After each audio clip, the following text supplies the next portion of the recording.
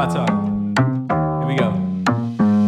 How he said he living life as a gringo, where you question where you fit in every time you mingle. They say you do this with not enough that. My rapping is really bad.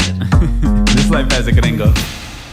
Yes, hello and welcome to another episode of Life as a Gringo. I am Dramos, of course. And first things first, if I sound a little crazy, my voice sounds a little crazy, I am still just getting over my nasty little sinus infection, so I apologize. One of my ears is like still like blocked, like I can't hear properly out of it, and it really just throws me off also when it comes to speaking. I feel like I'm yelling at all times. But anyway, show must go on. And I'm really excited about today's show, about our guest that we're going to have on. And I thought it was a really good way to get into Financial Literacy Month, which is beginning in April. So we're a little bit early on it, but I wanted to get him on the show. He is the owner of One World Peace clothing company, and also just an entrepreneur in general. He has his own print shop where he does branding for and where he does merchandise for other brands. And I just think he had a really interesting story coming from a rough neighborhood in the Los Angeles area, and he's also big on giving back. That's been a part of his brand since day one. Was wanting to give back to the youth of LA with every sale that he made. And I just thought it was a really dope story of somebody from our community who is not only finding success, but at the same time is finding a way to give back, to their own, in the midst of living out their dreams, which I think is something I'd hope we're all striving for, right? That we're not just trying to get rich for the sake of getting rich, but also wanting to use those powers that come along with it, for good at the end of the day. So my guest today is Marvin Pantaleon. I don't think I said his name in that little intro, but yeah, I'm excited to get into this whole conversation. And I think this whole episode is, the general consensus to me is also about like being unafraid to take a risk, right? And I think that's the thing that holds so many of us back from chasing our dreams and living out the life we've always wanted, is that we're scared to make that initial leap because it's not easy, and you have to have like this blind faith, which is really difficult, particularly with how society tells us life is supposed to be, and how our community has limiting beliefs, all of the above. So hopefully this inspires you to make that leap towards whatever it is that you want in this life. Now, without further ado, let's get into my conversation today with our guest. My guest today is the owner and founder of the clothing company One World Peace, Marvin Pantaleon. How you feeling, my bro? Yeah, what's up, bro? How's it going, man? I'm feeling good. I'm good, man. Listen, I'm excited to have you on the show because we're like a couple of days early, but April is Financial Literacy Month, and I always for this month try to put people onto some game. And I think someone who's an entrepreneur can definitely be incredibly inspiring. So I think we're gonna have a real good conversation in regards to that. Hopefully, inspire some people to start their own business in the same way you have. Right. No, for sure, man. I'm all for that. I love it, bro. I mean, listen, I know the company's got a really dope kind of backstory as far as like the mission that you have and all the outreach that you're trying to do with helping out the local community. But I want to kind of first just start around the formation of it, because if I'm not mistaken, this whole thing came about after you lost your job. Yeah, pretty much, man. It happened after I lost the job. I was working back in my hometown, man. Mm-hmm. I was just tired of working that 9-to-5 life, bro. So I was trying to figure out what else I could do, something that I'm passionate about, or something that I feel proud of. So that's how I kind of found my passion to do this. At the time. And what were you doing? What was that other job? Well, I was working security at a shoe store. Mm. Yeah. Okay, so I was gonna say is nothing, kind of something to do in fashion, but not necessarily on the creative side of it. Nah, for sure, man.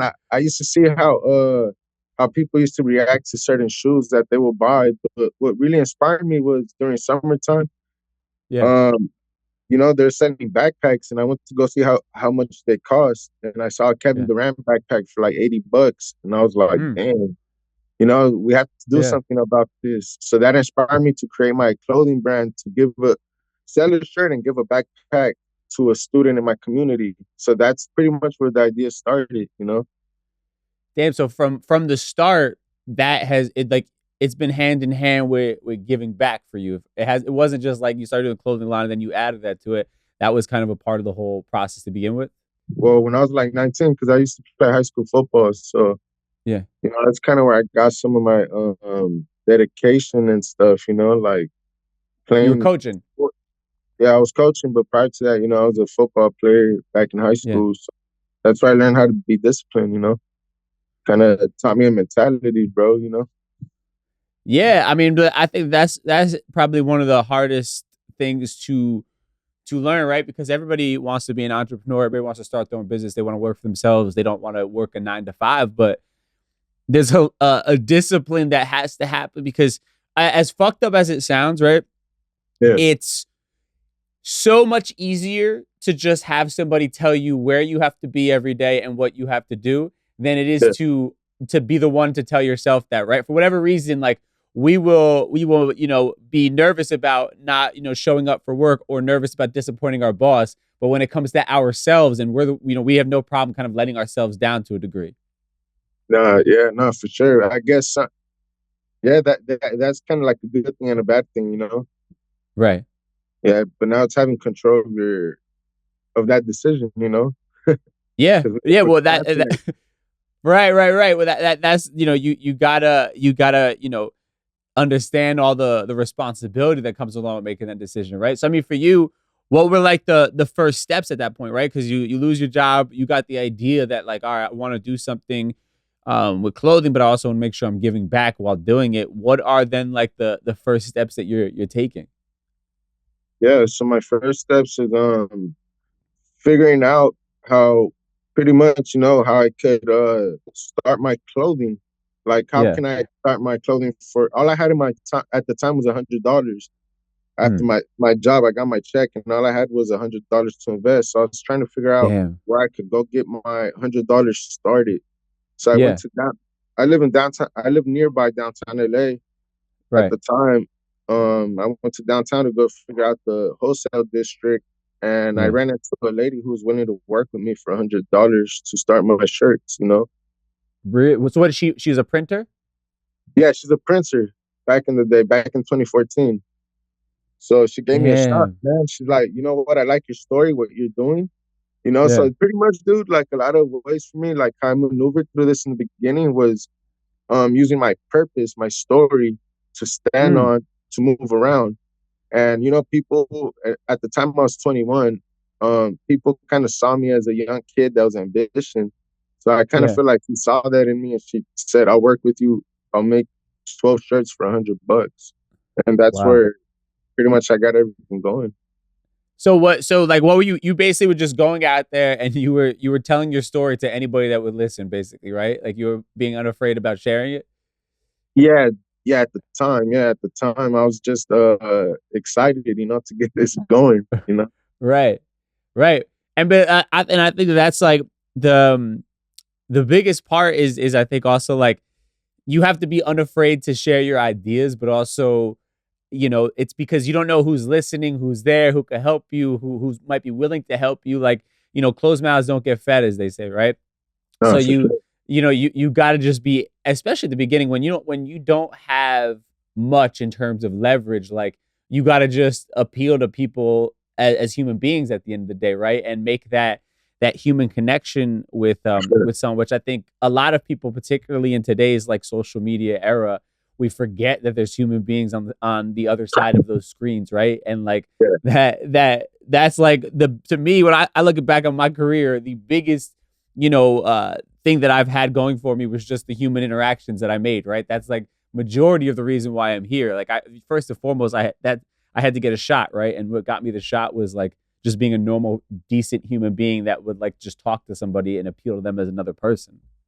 Yeah. Yeah. No. It's For real. You're right, bro. A lot of people forget, that connection, that human connection, that we can all relate. Yeah. I'm sure she probably saw something in her of me being that young, because I see it in other young kids that are young entrepreneurs. You know, I'm like, man, it reminds me of me. You know, Right. Right. Yeah, man. and I think I always say too, I think for me, people will generally like help out somebody that they actually fuck with as a person, that they like would, even in a job setting, like they're gonna want to be, they want to be around people that they like, right? At the end of the day, we all do. None of us want to be like sitting around, a bunch of assholes who just happen to be good at what they're doing. Like I would much rather take a slightly less experienced or talented person who I genuinely get along with, and have them be a part of what I'm doing. So and again, I think that human interaction is just so important, and so many people forget about that. yeah, no, that definitely right, bro. So then, all right. So you get what you said, 12 shirts for the $100. Yeah, yeah, 12 shirts for the $100. You know, a week passes by, get my 12 shirts. Yeah. Now the fun part starts. How am I gonna sell this? You know? Right. Yeah. Yeah, and break that down, the first few sales, because 12, it's not a large number, but when you have no like sales in the past, right? And people don't know about your brand, and even when you're first starting out, you might be a little bit nervous to like be pitching to those around you, right? I know for me, whenever I like would start something new or drop something new, like I would be scared to like market myself, because then I'm scared I'm gonna get judged if somebody doesn't like it, or whatever. If you're putting your creative work out there, was there any of that for you? I mean, how did you kind of go about moving these first 12 shirts? Huh. Yeah. Yeah. Back in the day, you really have to believe in yourself first and foremost. You really have to believe behind the product you're gonna introduce yourself. You know. Right. So I really like, man, I was so passionate, bro. I pretty much told my story to the people around me, which were my friends, family, which were my Yeah. first customers. And I knew some people were gonna support, so why not pitch to my loved ones? So from there, that's how I started, by reaching out to people I knew. Yeah, I mean, okay, so then now you flip the 12 shirts. What's the next step after that? Those 12 shirts are flipped. Yeah, the next step after that was make a new design and start creating more shirts. Yeah, but And at what first, yeah, my bad, go no man. go Yeah, the next step pretty much, yeah, it was pretty much almost 10 years ago. So yeah, the next step was save that money and go back to that printer lady, and I brought her more shirts. So we're just pretty much reaching out to whoever we could. I would go to skate parks, high schools, reaching out to different people in the community, man, try to make awareness of what I was doing. Did you have like a well thought out plan, or were you just kind of like winging it at the time? Well, my plan was to do that summer event, which had me Mhm. focused, and pretty much my in a way I was winging it out, just having hope in what I was Yeah. doing. Pretty much standing in what I believed in, man, hoping I could get to that summer event. The thing was like, man, I'm doing something positive. How how can people not stand behind this? So that's how I felt at the time. And what was the summer event, was to what, pass out the backpacks? Yeah, yeah, and that was crazy, dude. That was probably like the toughest mission ever, because I had a meeting with the mayor at the time. I'm from Yeah. Southgate, California, and I went with a piece of paper, bro. All it said was like my mission statement and the logo, and it looked kind of unprofessional. At the time I don't know how to use art, and he's like, Yeah. do you have a 501c3 nonprofit, this and that? I'm like, Yeah. nah, man, I just have a dream. Cause I like, yeah, it costs money to do this and that, and it kind of discouraged me. But then Yeah. it also, that moment, it inspired me to go even harder. So I went and told my supporters, which was like local moms and things like that, that Mhm. I just got denied by the mayor. So it was crazy, dude, because at that time I had the courage to go to City Hall. They were having a meeting, and Mhm. I stood up and spoke about why my event mattered, and why Mm.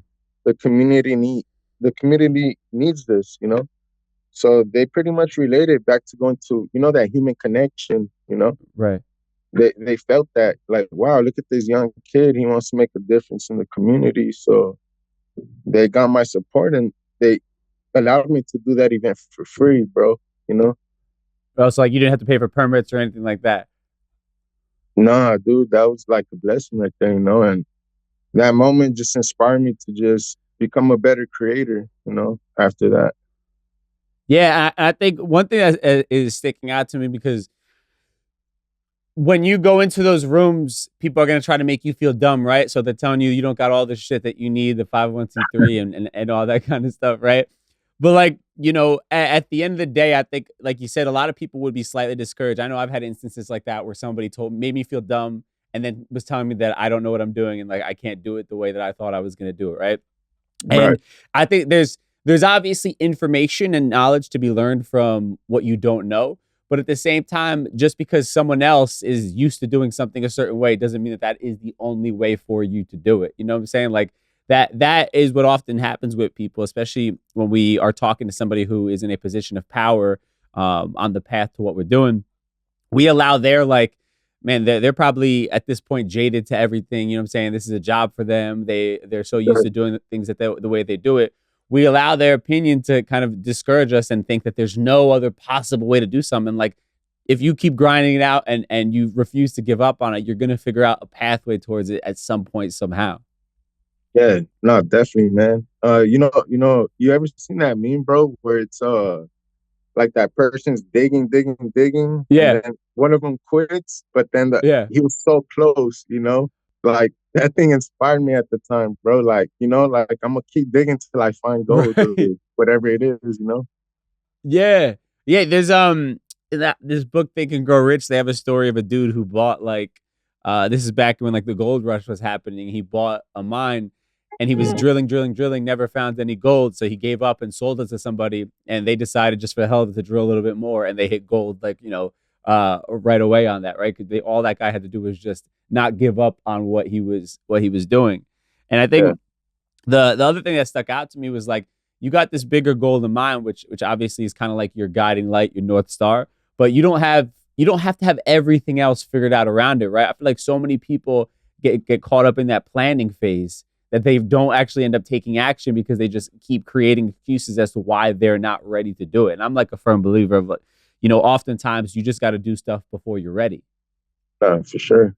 Yeah, so I mean, let's also talk a bit about your background though, because did you come from a family of like entrepreneurs? I mean, tell me a bit about your upbringing.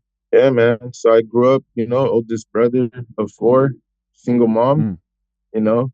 So yeah, I had some uncles, man, that were like entrepreneur mentality, you know. yeah. My uncle, one of my uncles used to pretty much work at a fashion, I would say. He used to buy Yeah. wholesale jeans and resell them. And I remember he Mm-hmm. was trying to start his own bag line, you know. Mm, So that kind of always inspired me. Like he was always chasing the American dream, you know. So yeah. it always stood in my mind, like, it's possible because he's an immigrant from Nicaragua. So Mm, whatever success he met in his life, like that's a success coming from where he comes from, you know. So it's like yeah. that always inspired me, you know. Or my other uncle that's a graphic designer, you know, he taught me too that you gotta cut the middleman, you know.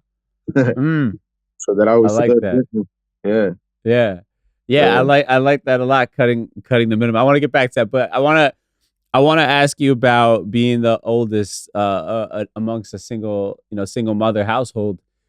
Was there I don't know, it's two ways it could happen, right? Either that can motivate you to, make shit happen or it could also like guilt you into thinking you need to play it safe to, make sure that you're not um it's like almost like it's like the immigrant story. Many of our parents felt like they didn't have the luxury of chasing your dreams, right? That was something that like, that was for people who are of privilege, that it's a privilege to go after your dream and make a living doing something you love, right? So I mean, how did you kind of work through that mentality, or was that never even a thought in your head? nah, for sure. That was always a thought too, coming from, an Hispanic background. We're Hmm. taught to work hard, get a good job, Right, that dream right. stuff isn't really possible, like you Yeah. said, it's a privilege in a way, and it makes sense, dude, because you really gotta invest in yourself, as you grow. But yeah, man, yeah, bro, it's you just gotta chase your dream, bro. That's really what it is. You know, you gotta believe in yourself. And I just took risks, bro. When I turned 18, I moved out of my mom's to try to figure it out, you know, and Mm. grow as a own grow as my own man, because my dad wasn't really around like that. So, you know, you take sacrifices in life, and you figure it out, you know. That's what I tell my Yeah. young friends, you know, growing up, bro. Like, somehow you got to figure it out, and you got to learn to do the right thing, you know. Yeah, I mean, and I know you talk a lot about LA, and obviously the youth that are in the area are a big kind of focus for you. I mean, I guess what is it about, aside from the fact that you're from there, that you feel like you like that is calling you to kind of do that? You know what I mean? Like what is kind of going on there that you see a lot of people fall into the trap of? Yeah, bro. It's like the same cycle that you kind of see, man. Like a lot of negative influences, you know, especially in our community. Like, Hmm. it's not much positive role models teaching the youth a better way to get out, you know. And I kind Hmm. of, in a way, feel like it's possibly like our background's fault for being stuck in one dimension, you know, that Hmm. the only way we can make it out is by working and getting a good job and working for the man, you know. Hmm. In a way, that always kept us closed minded, you know. And you know, because when you see the grass on the other side, you're like, shit, man, why can't we have that, you know? And Right. it's possible, bro. There's many success stories that made it out the hood or whatever, you know. And that always kept me inspired, you know. Yeah, there's something I'm when you're saying that, I'm thinking of my dad, where he would always sort of, whenever I would point out a successful person or whatever, or he would see somebody on TV, his immediate thing was, oh, they must have been born into money. You know what I'm saying? So like it was like this limiting belief that like, nah, that's not for us. You know what I mean? Like that was only for people who were born into some sort of money or a privileged family. And the rest of us just got to grind it out. But you're right. It's like that's such a toxic belief system for us to have, and it is kind of how we shoot ourselves in the foot almost. Yeah, yeah, man. And that, I feel like that sets us back as a community, you know, sets Yeah. us back, Yeah. bro. Because we do have the power to do better, you know, as a community, you know. But I feel like there's not many leaders, brother. You know, like, Mm, there's not many leaders out there really standing for what's right, you know. yeah. And we can only do so much as individuals, you know. Yeah. No, it's true. I mean, what's coming to my mind right now that I'd like to get your take as somebody from LA, because you're talking about leaders. You see somebody like Nipsey, right? Who is also, of that same mindset of the community, and wanting to be that person who never left and is a martyr for the community type of thing.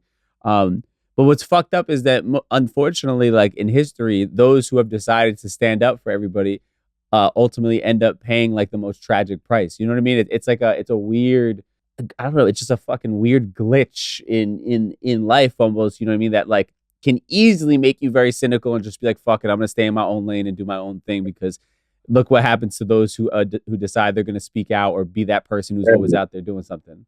yeah, and isn't that crazy, right? Like that scares me a lot too sometimes, man. From sometimes being great, you know, Yeah. because it's like, shoot, you know, we got a family, we got loved ones, but at the end of the day, Hmm. bro, like going back to why I started this and to where I'm at today, it's like, man, like you just got to keep going, bro. You know, like Yeah. in a way, you got to believe in God. Me personally, you know, like Sure. guides you through this, bro. And you can't be scared, brother. You got to stand for what you believe in, you know. Yeah, and I think at the end of the day, like you look at somebody like Nip, and it's a tragic story, and of course his loved ones would want him to be here with them. But also, it's like that dude, he had a life that was worth living, right? Like he lived life, he made the most of his life. And that was, regardless if it was cut short, unfortunately, his time that he did have here was the most was made out of it. You know what I'm saying? And like his legacy continues to live on through, whoever is inspired by him, myself included, For by, sure. and so many other people who didn't even know him, right? And it's like, as sad as it is that he's not here, it's also like, man, like that's a great. If I could say that whenever my last day is, that like I truly made the most of my time here, And I know that I left the world a slightly better place than it was prior to. Like that's all you could really ask for, you know. Anything else other than that, it's like that's not for us to kind of decide. Yeah, no doubt, man. No doubt. Even if it's one person, you know, you inspire and change their life, bro. You know, Yeah. like what you're Yeah. doing, bro. You know, you're allowing me to share my story. Like, I appreciate that, bro. You know, yeah, It's important, bro, because it's like you said, it takes more than one person at the end of the day, right? Like, you know, you and I aren't going to solve all the problems within our community by ourselves. It takes all of us kind of coming together and taking responsibility, right? yeah, And I think even when it comes to business, right? Because it's like everybody thinks of business in like the American capitalistic way, right? It's like this dirty word. It's like, you know, the only way to find success is step on everybody on your way up, right? That's the only thing you can do. Is it's a dog eat dog world. But I think, you know, when you look at things like what you're doing, it's like, now, like, we can find success, we can make a living doing what we love doing, we can feed our families, and still on top of that be giving back something positive for people. It doesn't have to be one or the other, right? You don't have to be, you know, struggling but helping people. You know, you can find success and still be giving back and doing something positive. no, that's for sure, bro. You know, I mean, everything has its pros and cons. You know, on the choices you make. You know, like, I Sure. choose to move like that. Sure, you could step over people, but morally, I feel like it's not the right thing to do. And you could try to find some type of gray space in between in business. For me personally, you know, Yeah. I mean, business is in a way brutal as well. You know, it's stressful. You know, but Yeah. it's part of the game, bro. You know, we know what we get into when we get in business. You know, compared to when I started, I jumped in it as a naive kid, but you know, as Yeah. you keep going, you realize in order for you to succeed, there's certain things you have to do, you know, and that's staying firm, bro, you know, in business. Yeah, yeah. I mean, I think it is a balance because you also don't want to get taken advantage of, right? It is your job at the end of the day. So like, you can't be just giving everything away. You Sure. can't give the house Oh away, yeah, right? And people will yeah, try to take advantage of that, of your yeah, kindness, right? So it is that balance at the end of the day, that is really hard to do. But also, I mean, in the topic of running a business, I love what you said about cutting out the middleman, right? Because that's something that I believe in. You know, where you know, and I refuse to like pay for a podcast studio. I'm gonna build out my for own. sure. You know what I mean? I'm cutting out that unnecessary thing for me. But so for you, what does that mean? Like, how has that shown up in you building this business and having that mindset? Yeah, man. It definitely for my industry, when I started my clothing brand, I had that lady making my shirts. The thing that I Yeah. didn't really like, which learning business, is the way it comes out in the production time. It was taking too long, and my people Mm. needed the shirts Hmm. yesterday, you know? But it's something you learn in Right. Right. business, you know? So at that point, I thought, hey, if she can make shirts, I can make shirts. So once again, you Hmm. know, I saved up some money and invested in a machine and just went all in, bro. The following year, I just taught myself how to do this, and I learned everything on YouTube, you know? Mm. And then now, do you run like I think you do production for other people's brands as well Yeah, too, right? man. So, you know, that's pretty much a great thing that happened, bro. I taught myself a skill, a lifetime skill, you know, that I Mm. can now feed myself, you know. So, live off of my creations really by teaching myself how to make this stuff, bro. It took time to get to this point, but you know, I took that leap of faith. Yeah, and you gave yourself another stream of revenue, right? So like, and then that takes the pressure off of the thing that you're passionate about. That doesn't have to just be your only For source of sure. income, right? So like, you've alleviated that pressure. I think a lot of times as creatives, people get caught up in just being focused on the one thing that they love Yeah, doing and not seeing the other opportunities that are around them, yeah, you know? And that's why you have people who are like the Jay-Z's of the world, because he not only wanted to be the artist, but then he also wanted to be the executive for behind sure. everything else that he was doing, right? And that's why he's elevated to the way he is. And that's why there are so many other artists that are Yeah, now broke because they never thought beyond just that one thing. Yeah. And they never thought beyond like, okay, what happens when I'm no longer the hottest, artist in the game and those checks aren't coming in the way they used to No, anymore, for right? sure. Like that's you got to have that bigger vision of thinking, which I think is genius. I love that that's what Yeah, you and do it's too. great, bro, because I get to work with different people that, inspire me as well, and different creators. Like I got to work and make merch for the Comedy Store. It's one of the biggest Yeah. comedy clubs in the world, bro. And that taught me a lot, bro, because I worked with different people during that time that like it humbled me, man. I used to be around Joe Rogan, seeing him go up. Like, how can I feel so up Right. here when I'm like nowhere near that guy? You know Joe Rogan, man. Your Right. podcast. Of course.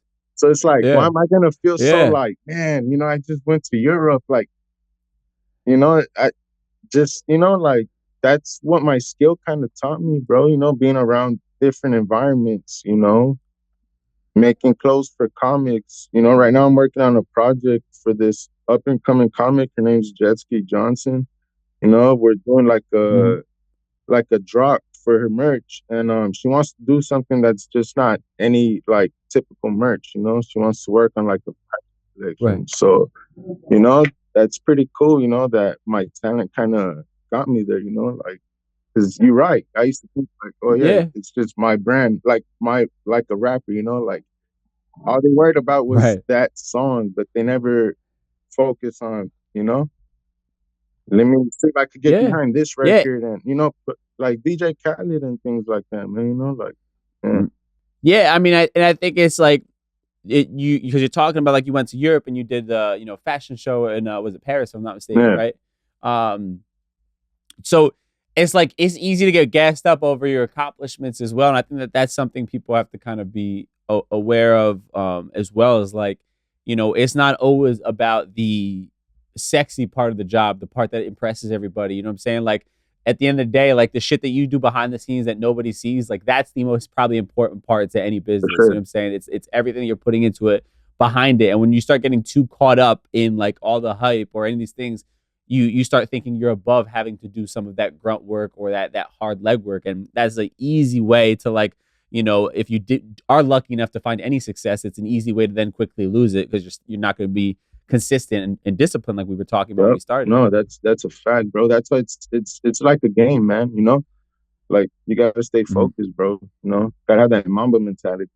For Right, real, bro. right. No, that yeah, I love that as well because you got Kobe who's already like one of the best players in the world, but he's still going to the gym at 4 a.m. and shooting whatever it is 1,000 shots, right? Mhm. Like he's Kobe Bryant, he's an all-star. He was already he didn't have to do that. He had nothing left to prove, but he still was treating it like he was this young kid that still had to improve to be able to compete at that high of a level, and like that's why he's great. That's what greatness is right there. Is like being unafraid to do the take the shots when the cameras aren't For rolling. sure, bro. And one key thing I think too, bro, about business is ownership, man. It's having ownership behind Mm. what you do, having control of your leverage, your business, I think that's one key thing, Yeah, bro. yeah. Yeah.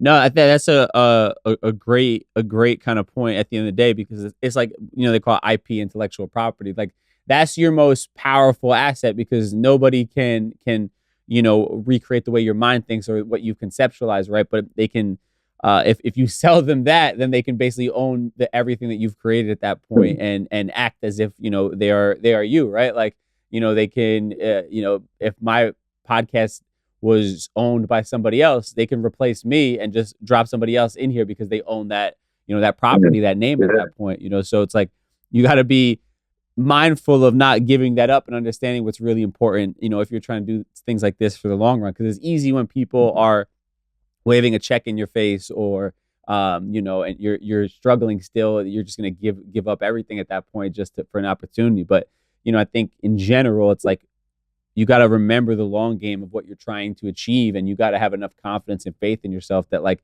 this isn't going to be the only offer you get or the only opportunity, and you got to hold out for the one that makes sense for you in the future and what you have as your version of Right. success. Yeah. And that goes to like knowing your worth, and your value, really. Mm. Yeah. Exactly. Yeah. Absolutely. So, I mean, I love how you've gone to then beyond just the clothing, you're also doing production for other people. And then I also saw that you got like a brick and mortar store as well, right? Like what is it, One World Piece Unity Yeah. Shop. So talk a bit about that of like the mindset behind then wanting to move into having an actual brick and mortar space, that people can Yeah, go to. man. So, the pandemic happened. A lot of things went Mm-hmm. down. Yeah. So, the perfect opportunity happened when I saw this business shut down. I've Mm. always in a way wanted a store, but prior to that, they're saying it's risky. But I saw Right. opportunity when I saw that store. So I ended up, getting a store where I feel will be good for creators, because my clothing store is just not for me. It's actually like an open store for other creators to have a home, you know. Mm. So that I went with that mentality, Mm. just like in everything, we all help each other grow, and it's a challenge, but it's good, man. At the end of the day, it's good because I see the progress happening. Just like with anything, we started from here, and gradually we're starting to Yeah. go up. But we're right here. Yeah, and it's that community as well. I want to make sure you that's what you're talking about is like building a space, and it's not just it's again it's like giving up ego a little bit, right? It's not just about me, it's about something bigger, and that's really how you begin to build like this, core of people that fuck with you, but also that you're then also able to give something back as Nah, for well. sure, man. And I understood that because I'm like, I can't go into this shop just about me. I mean, it's cool and stuff, Mm, but at the end of the day, like, it's not about me, man, because what's gonna build this is the people around what I'm giving, right. like what I have to offer, place for people to come shop, dress good, maybe get their clothing made, maybe give them a shelf space, just that's really the fun part, just helping people out. Yeah, no, absolutely, and also you never know who you're helping that then what the fuck they're gonna go on to do, right? Because then now, because you built that rapport, that relationship of you guys both helping each other, like they might then be in a position one day where you need something from them and they can help you with that as well. You know what I mean? It's just like that's the point of building relationships as well. So many people get caught up in not wanting to share or this and that, but your network is your net worth, right? That's that saying that people have, and it just comes again that human aspect of building that relationship and just being a good person that'll always lead you towards something Nah, bigger. for sure, and everything's a balance, though. You really gotta. It's not easy, but it's worth it Yeah. at the end of the day. Like Nipsey Hussle says, he says Yeah, something like yeah, no, that. Yeah. 100%. And also, I love how you talked about during the pandemic, everybody's running scared, and you saw the opportunity within it. I think that's one of the other um, big things because I actually similarly did it. Well, I bought instead of buying my first house, I bought a building that was for an That's investment. Um, and it was a commercial space, so like it was vacant, obviously in the middle of the pandemic, and the dude at that point just dropped his pants to sell it because everybody was scared of what the hell was going to happen with brick and mortar. And I saw the opportunity. I knew at one point it's going to bounce back, and then it's going to become something that makes me money, rather than just taking money out of my pocket like a for house sure. would. And yeah, and bro, that was one of the best decisions of my entire life. You know what I mean? Like it's become an income producing thing that I own now. And it was because when everybody was running one way, I was unafraid to go the other way. You know what I'm saying? So like that's also the other thing. It's like it's just like investors, right? They talk about people who play the Yeah, stock market. When everybody's selling and all that shit, they're like, yo, that's the time when anybody who's a real investor is just gonna buy a ton of it up because they call it like for it's on sure. sale, right? And that's like the mindset you gotta develop is when everybody else is running scared, you gotta think to yourself, oh wait, there's an opportunity somewhere in here if all these other people are Nah, scared now. for sure, bro. You gotta be a risk taker, man. You gotta be a risk taker, bro, and Mm-hmm. stand in what you believe in and go get it. If you lose, what do we Yeah. got to lose, bro? I feel like if we lose, we learn. That's a great line. If we lose, we learn. It's true. And again, and like I feel like I've said this before, but like the reality is, man, like the only time you actually fail is when you give up, right? Because like inevitably, you taking enough at bats, you're gonna fucking hit one at some point. You know Yeah, what I mean? Like it might not be the one you're expecting. It probably won't be when you were expecting it, but at some point you're bound to make contact if you're just throwing yourself in the ring that many times, right? And I think that's what people have to kind of realize. They think, oh, I got that. I tried it and it didn't work out, so that was it for me. It's like, nah, that's not how you're going to find success in whatever it is that you're doing. You just have to be relentless, and at some point something is bound to pan out. No, for sure. And it's being realistic as well, you know. You got to be realistic with yourself. Anything is possible, man. But you got to take accountability for yourself. If you're not seeing results, then you got to go back to the gym and do something to fix that. You know, if you're not getting sales in, you know, people just want to blame whatever, you know. But in reality, you could really get to where you want if you focus, you know. Yeah, no, that's a good point. I love that point as well, because it's often like I tried it, you know, and it didn't work. People didn't fuck with my idea or my creation or whatever it was. But instead, it's like, okay, well, what was I doing wrong, right? Like, what in this situation was I doing wrong that it didn't work out in the way that I was hoping to? You know what I'm saying? It's like if you are a creator and you're trying to build up your following, but people aren't coming in the numbers you're hoping, it's not because, you know, the algorithm sucks. I mean, it does, but that's not the complete reason why you're not getting to where you want to be. It's like you have to adjust your content, try something new. Whatever you're doing before wasn't working, so tweak it, go try it, and keep doing that same process until finally you start seeing some results, and then you know, okay, this is the thing that actually works, rather than the fact that it's just like, oh, I suck and I'm giving up at this point. No, for sure. You'll never get nowhere, you know.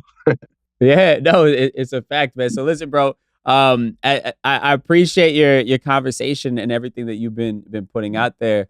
So where can people keep up with everything that you got going on and follow all the different projects that you're working on? Yeah, bro. So you guys can follow my Instagram at #1_world peace for my clothing brand and all the fashion shows and newest drops we got going. Check us out. And follow my personal page at Saint.Pantaleon, which is my last name, you know. And oneworldpeacecode.com for everything, you know, for all the latest drops, you know. Stay tuned on that. Right now. Dope. I appreciate you, bro. Oh, keep going. Sorry. No. Right now I'm about to drop next month a new collection that I just released on a runway show. So check that out, guys. You know? Yeah. Dope, bro. Listen, I love what you're doing, man. I think it's inspiring to see, and I love the way that you're doing, man. All the shit that cut the middleman part. It was like I don't think I've put it into words like that before. I think if I think back to what's helped me get to where I am, that was so much of it. You know what I mean? So I'm glad that you brought that up and all the work you're doing, bro. Definitely. Hopefully when I come out there to the West Coast, we'll be able to connect. Yeah, man. Stop by, bro. Stop by the shop whenever you're around. And if I'm ever out there, bro, definitely, I'll holler at you, man. Man, big shout out to my guest this week, Marvin Pantaleon, for hopping on the show. Man, I just love hearing people's thought processes on bringing their ideas to life and making their dreams come true, and just like, you know, the little nuggets that you pick up of information along the way when you hear how somebody went about making their dream come true and bringing their idea to life. I just think that, you know, even for someone like myself who has made that leap multiple times towards, you know, the things that I want in this life and taking that risk, it's still, you know, something that inspires me. It's still like a much needed reminder at times to keep going down this path. You know, when you hear somebody else's story like that, it's definitely inspiring. And I hope it was inspiring for you. Now, speaking of you, I want to get your take on a question that I'm basing off of today's conversation with Marvin. So we'll do that for our Ask a Gringo segment. Ask a Gringo. I have a question. All right, so for today's Ask a Gringo segment, I asked y'all, what is a risk that you want to take but are nervous to do? And this one, I got flooded with people giving me their responses. So I'm gonna read a few here, but I just think it was so, I don't know. I think it speaks a lot to the internal fear that I think many of us are holding on to when it comes to chasing after the life that we really want. So I hope that today's episode kind of brings you some sort of comfort in the discomfort, if you will, right? Now, let's see. At Chico DeBulge says, relocating out of state and away from the familia, aka getting out of my comfort zone. Yeah, and I think this is something I've definitely struggled with. I think I left home in different ways. I never really truly left super far out of um with my family of where they lived. I mean, I did definitely travel a ton when I was younger, so I'd be gone for kind of months at a time, playing in bands and stuff like that. And yeah, it's not easy. It's scary to leave everything you've ever known.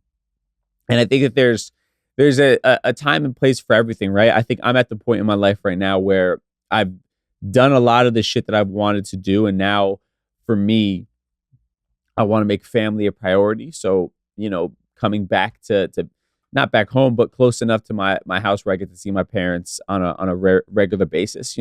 That's important to me now. I've gone out and experienced the life where I, am chasing the dream, and now I want to kind of have some more roots. But there's different phases, different seasons in all of our lives, and if something is calling you to go somewhere else, if you feel like your dream is better served in another area, another city, if you have a job offer, whatever it might be, it's tough. But I think, at the end of the day, you can go try it, you fail, you come back home, it's a lesson learned, right? Just like we talked about with Marvin.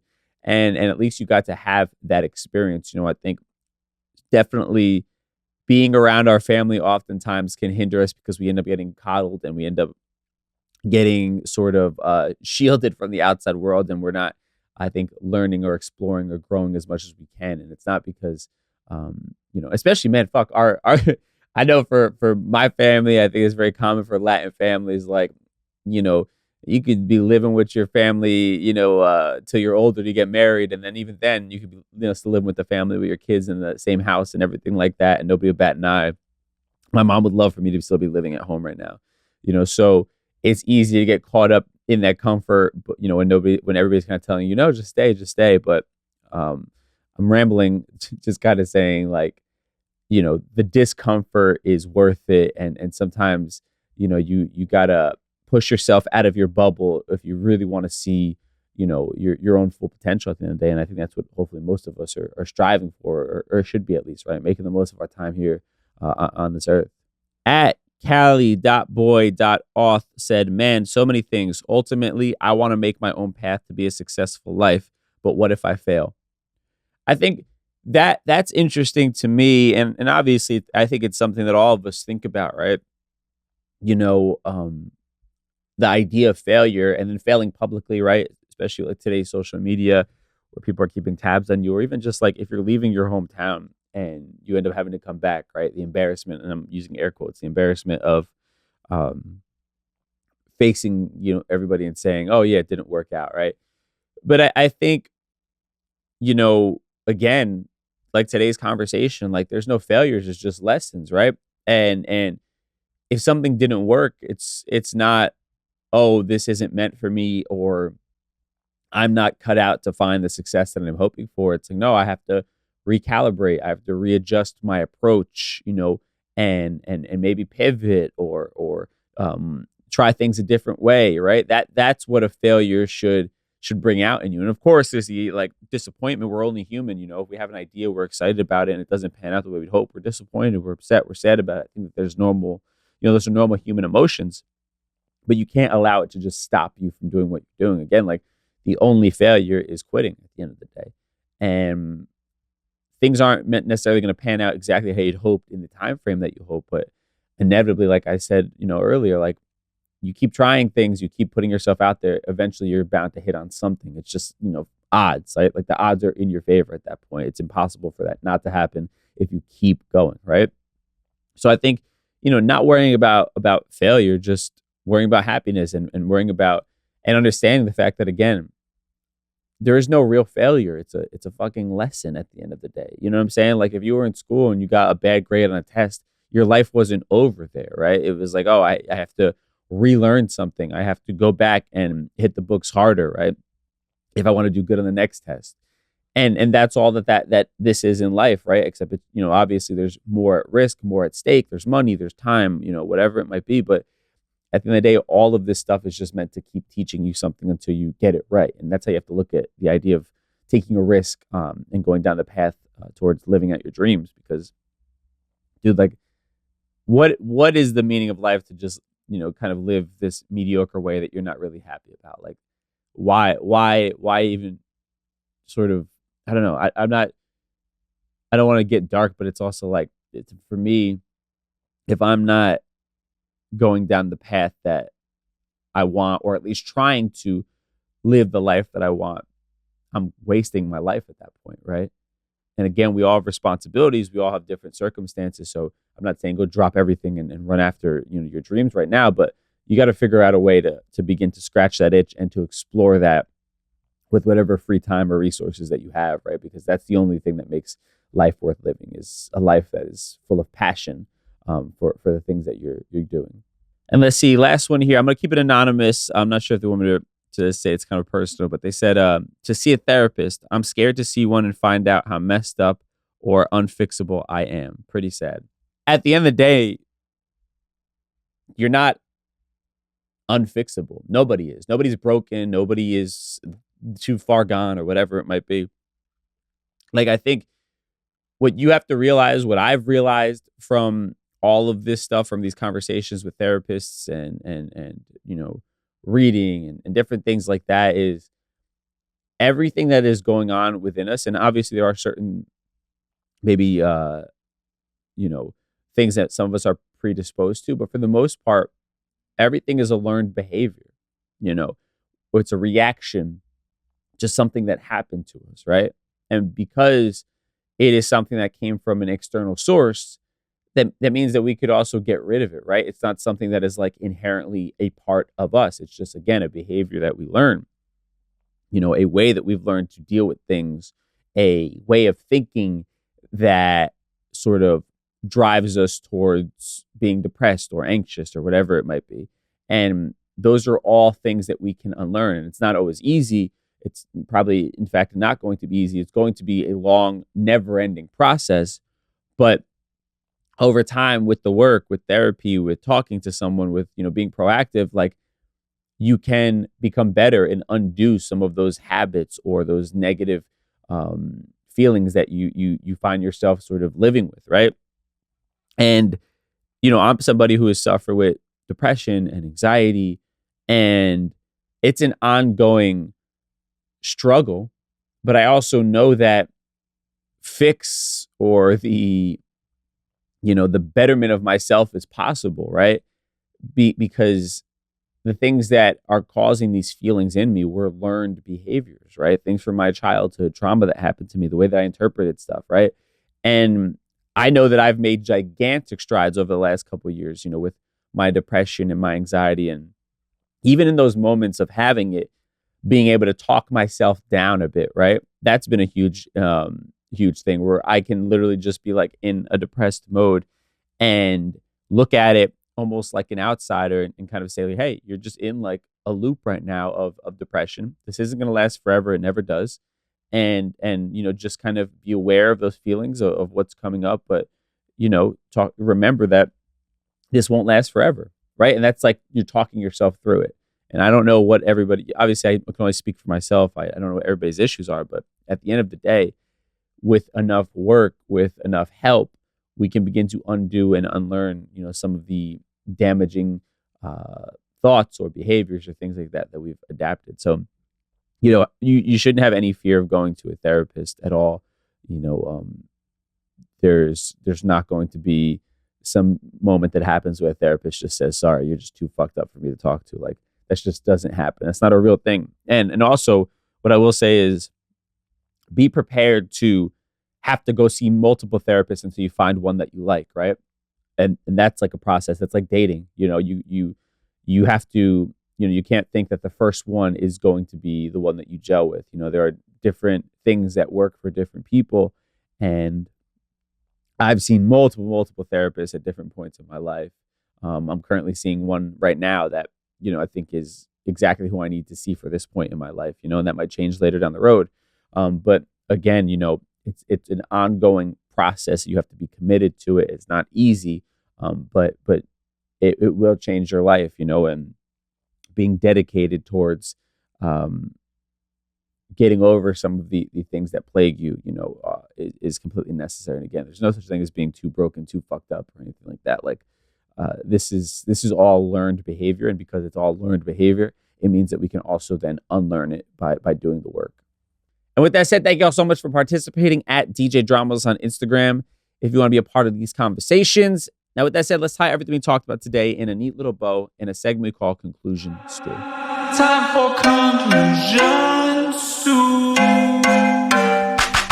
All right, so I did want to address one more thing, because I got a lot of people in the response to that question talking about wanting to leave their job. And I know that this is not an easy thing. I'm somebody who struggled with this as well. I left arguably the biggest radio show in the world to go out on my own, and I left behind a lot of things in doing so, right?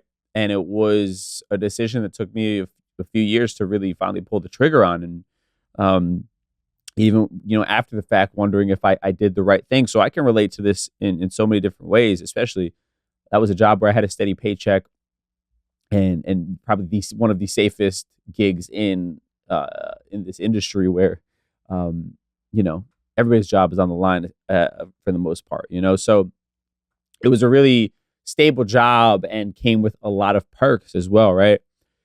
And I still pulled that trigger because I knew that I wanted something else for myself. I knew I wanted to use my voice. I knew that I wanted to be my own boss, and I planned the jump that I made and all these different things, and I'm setting up that base to tell you that it was worth it. And I don't know if I'm going to be living out this dream in this way forever. I might have to go back to a 9-to-5. I might do this. I might pivot careers, do that, right? But regardless, I don't regret it. I'm 2 years out from it now, and there's been a lot of ups and downs throughout the course of that transition. But it's one of the best decisions I've ever made, because I'm proud of myself. I don't have that thing in the back of my head wondering, what if I would leave and do this, could I make it, type of thing, right? I'm living out life on my terms right now. And I think that there's something so empowering about that. And for me, it's just been a dream come true. And I can't stress it enough. Like, if something is calling you to the point where you're just like, yo, I hate being at my job, I hate doing this isn't fun for me anymore, I'm not passionate about it, I want to do something else, like, you got to listen to that intuition. For whatever reason, something inside of you is telling you, like, it's time to move on from this. And it's fucking scary, I get it. And I don't think it's something that should be taken lightly or made on a whim, but you have to scratch that itch. You have to figure out what it is that is calling you towards that, right? If that's something bigger than any of us can really fathom, right? There's something divine, spiritual, whatever it might be. If you're religious, it's like God speaking straight through you, right? There's something inherently telling you it's time to move on from this and go towards something else. And I think a life truly worth lived, I think a life that was truly lived is one that allowed for that sort of exploration and passion and following of intuition. I think there's something special to that. So if you're being called in that way to move on from your job, whatever it might be, and as scary as it is, like, you should really consider that, and put together a plan, make yourself comfortable in the way of, like, how am I going to transition out of this? How much money do I want to have saved up? What is going to be my plan of action? Like, iron out exactly what you are going to do so you can hit the ground running, right? And hopefully that brings you some sort of comfort. But it'd be my advice for anybody asking, do it. Because worst case scenario, it doesn't work out. You have to go back to that job with your tail between your legs. Like, so what? At least you knew that you went after something, right? Like, that wonder, that sits in the back of your head. I wonder what would happen if I did this. Like, that's gone now, and you can kind of recalibrate, readjust, and get ready for the next, leap of faith, if you will. And I think that's exactly what someone like Marvin did Marvin did today on our show, like what we were talking about. Like, he didn't have a ton of money.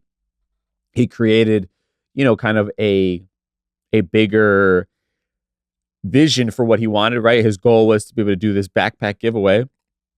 And then he kind of figured it out along the way, and you don't have to have every single step figured out if you have a general plan of action in place.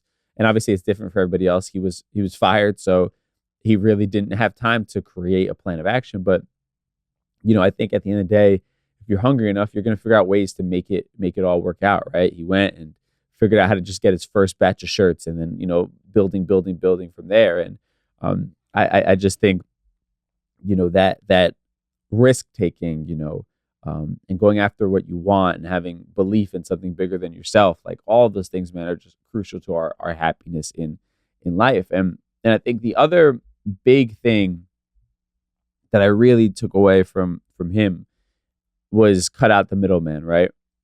And it's something I've been doing, but I've never really put it out into words, I feel like, before. But it's like trying to do as much as you can, like, and obviously doing it well, on your own, right? And understanding, like he said, like now he prints shirts for other people. That's a skill that he learned, right? Like if the clothing company, God forbid, something happens where, it's no longer selling, he still has that skill. He can keep doing what he's been doing with building merchandise for other brands, right? Printing merchandise for other brands. Again, like he made himself, an invaluable asset to other people at this point, right? And on top of that, it makes his passion, his brand, not have to bear the entire burden of producing, his entire salary, his entire income, right? And even like for me, I was talking about the building that I bought and, building a podcast studio. I'm getting ready to open this studio up to the public, right? So now not only is it my studio that I use to record, but I can potentially bring in income from other people renting it from me as well. And this building, I have a partnership with U-Haul, right? They use my parking lot to rent trucks. Like, I'm never planned on being in the business of U-Haul or even owning like a studio that I would rent to people, but all of this stuff adds an extra level of padding for me living out my dreams, right? It adds another source of income for me. And therefore, podcasting or my creative work, my books, whatever, doesn't have to be just the only thing I rely on for income, right? It allows me to have a little bit of that pressure taken off. And again, when you're doing great in one area, it doesn't mean it's always going to last forever, right? So having other things going on that can supplement that income when, maybe your creative work is slowing down a little bit, like all of that to me is how we can find some sort of safety net in the world of being an entrepreneur, the world of living out your dreams. And you have to be thinking larger than what's in front of you. I think that's what I'm trying to get at here is, in general, always think about what are the other options for things? What are other avenues I can utilize that go hand in hand with what I'm currently doing, right? And to me, that was one of the big takeaways from what Marvin was doing in his story. And I think lastly, it's the idea of community, which, is something that I talk about a lot, right? That's something I'm always talking about. And giving back and, each person is helping one another, right? And you're all sort of feeding, each other's visions and things like that. And like all of that is incredibly important in building that and connecting with people and giving back. And man, I just think so many different things about that conversation was on point for what I'm, where I am in life and what I want, what my vision is, for all of us. Like I want us to be able to think bigger than what we were taught, but then also give back once we've kind of reached that top of the ladder, right? Like somebody told me once, when you climb the ladder, you then have to throw it back down for the next person, and I think that's an important mindset to have. And actually, I want to read something from my book real quick, because I know we're talking about discomfort, right? And I had written something about that in my book. So my book, I said learn to love and embrace being uncomfortable. It means you're challenging yourself. You are growing. You are becoming better than ever before. It's a sign that change is actually happening. This is what it means to truly be alive. And I just want to read that because I know a lot of people are talking about the fear. They're scared of leaving their comfort zone and all those things. And you have to learn how to rewire your brain to see that as exciting, to see the discomfort as a sign that you're on the right path and that you're truly alive in that moment. And then within that, doing that mindset shift, now when that discomfort happens, there's a bit of excitement, right? Because like, oh shit, like I'm on something completely new. I'm getting better. Like the fact that I'm feeling uncomfortable means that I'm growing right now. And that's something, to embrace and to kind of keep in mind in those moments where you're feeling a little bit nervous about going after whatever it is that's on your heart, or pushing yourself for something more. And the books, I just started shipping them this week. So justbe.nyc, I've been signing them if you want to pick them up on the site. You can still get one of the first edition ones, which I'll sign personally for you. After that, we're sending them to Amazon, so I won't be able to sign them from that point. But justbe.nyc, some dope merch on there as well if you want to pick it up. And Street Stoke Podcast, man, season 1 is coming to an end this week. I'm sad, but really excited about all the work that we've done. So go check that out if you haven't yet. My little daily inspirational podcast. And that's it. I'll catch y'all on Thursday for our Thursday Trends episode. Till then, stay safe. I'll talk to you soon. Peace.